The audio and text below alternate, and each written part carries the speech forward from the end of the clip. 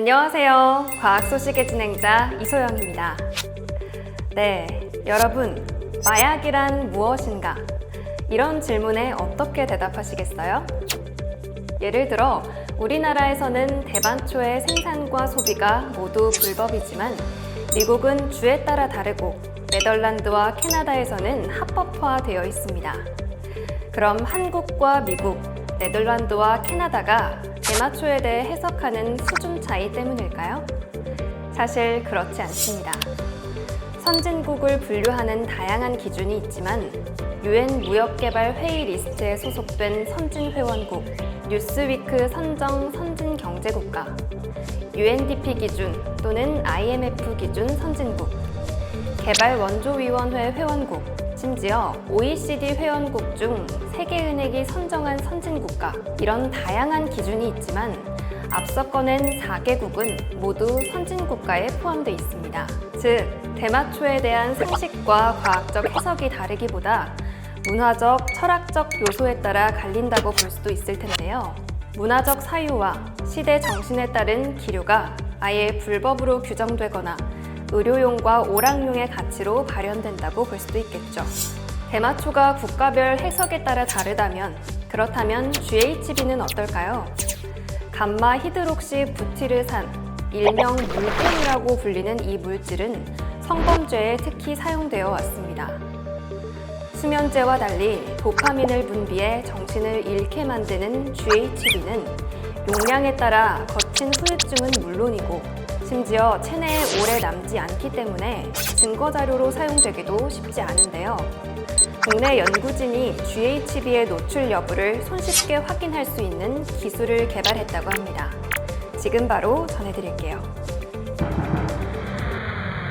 한국생명공학연구원 감염병연구센터 권호석 박사팀과 안전성평가연구소의 예측 독성연구본부 김우군 박사팀은 GHB에 반응하면 색이 변하는 겔을 개발했다고 밝혔습니다.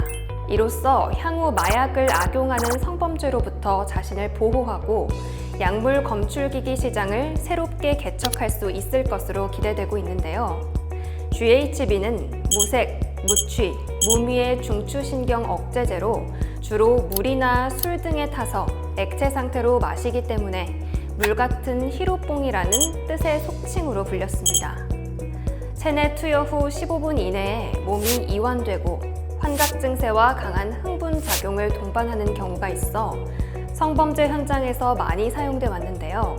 6시간 정도 후면 대부분 신체를 빠져나가는 특성으로 인해 성범죄 사건 직후 소변이나 혈액 시료를 채취하지 않는 이상 검출에 어려움이 있어 왔습니다. 현재 마약류 검출은 대부분 사건 발생 이후에 확인하는 방법이 일반적이기 때문에 GHB와 같은 특이적인 물질에 노출될 경우 증거를 찾기에 어려움이 있습니다. 위험에 노출될 경우 자신을 보호할 수 있는 기술, 즉 SPPS 개발에 대한 사회적 요구가 큰 상황입니다.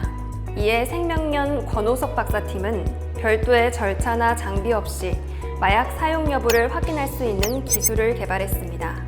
헤미시아닌이라는 염료를 기반으로 GHB와 반응하면 색이 바뀌는 신규 발색 화합물을 만들고 이를 하이드로겔 형태로 제작했습니다. 평소엔 노란색을 띠는 겔이 GHB에 노출될 경우 약 10초 이내에 빨간색으로 변하기 때문에 육안으로 손쉽게 확인할 수 있는 건데요. 밀리리터당 1마이크로그램 농도에까지 반응하는 민감도를 가진 이 염료는 육안뿐 아니라 스마트폰 앱을 통해 그 여부를 확인할 수 있게 하였습니다. 안전성평가연구소 김우근 박사팀은 제브라피쉬 동물 모델을 활용하여 우리 인체에 미치는 유해한 영향이 없는 것으로 검증했습니다. 이번에 개발된 겔은 인체나 화장품, 여성용품 등과 같은 다양한 제품군의 코팅에 적용할 수 있기 때문에 확장성과 시장성을 갖췄으며 화장품 기능성 소재 개발 기업에 기술을 이전하고 제품화를 추진하고 있습니다.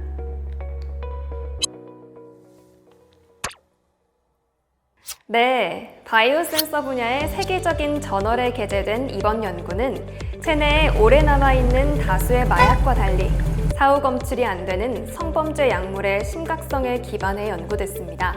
이를 통해 안전장벽을 드높이고 문제가 발생할 경우 애플리케이션의 연동을 통해 지방경찰과 연동되는 인프라를 확충할 수도 있을 걸로 보입니다.